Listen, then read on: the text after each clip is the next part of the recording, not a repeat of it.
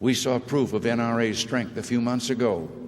Some of you share a special blessing with me, you're Californians, and you shocked California last November when you mobilized to send help and to down Proposition 15 and defeat it. You pointed out that police would be so busy arresting handgun owners that they would be unable to protect the people against criminals.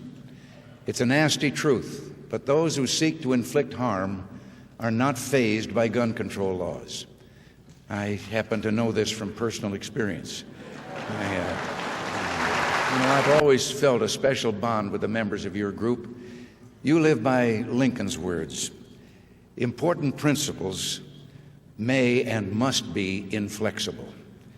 Your philosophy put its trust in people, so you insist on individuals be held responsible for their actions.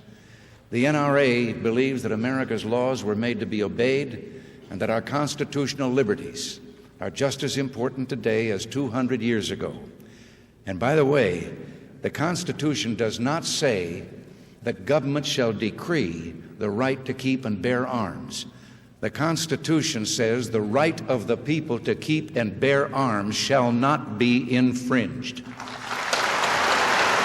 I believe we share the same goal: a strong America carrying the banner of freedom and secure from threats to her domestic tranquility, economic well-being, and national security.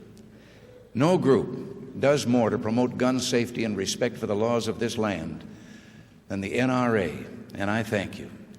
Still, we've both heard the charge that supporting gun owners' rights encourages a violent, shoot-'em-up society. But just a minute. Don't they understand that most violent crimes are not committed by decent, law-abiding citizens? They're committed by career criminals. Guns don't make criminals. Hardcore criminals use guns. And locking them up, the hardcore criminals up, and throwing away the keys, the best gun control law we could ever have. When I was governor of California, we dealt with gun control. We added 5 to 15 years to the sentence of any criminal who, while committing a crime, had a gun in his possession, whether he used that gun or not. Now, I'm even more convinced than ever that this is the right approach if they're going to talk about something to do with guns and crime. We have declared war on organized crime and the career criminal element in America.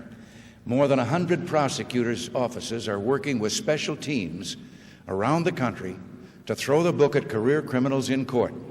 And we're determined to cripple the drug pushers who are poisoning the minds and bodies of our children. We want mandatory sentences, we want firm and speedy application of penalties, and we want to abolish parole for federal offenses. But there's one thing we do not want. We will never disarm any American who seeks to protect his or her family from fear and harm. I have to interject something I hadn't planned to say here, but having mentioned being the governor of California, during a time when they were talking gun control there in our state, I received a letter, a most unusual letter, from a convicted burglar serving time in San Quentin prison.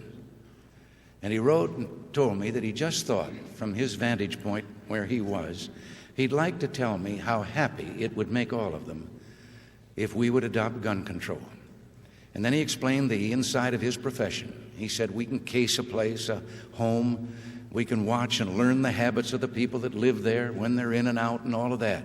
But he said, the one thing that always sticks in our mind that we can never answer is that one of those homes where the fella has a gun in a drawer by the bed?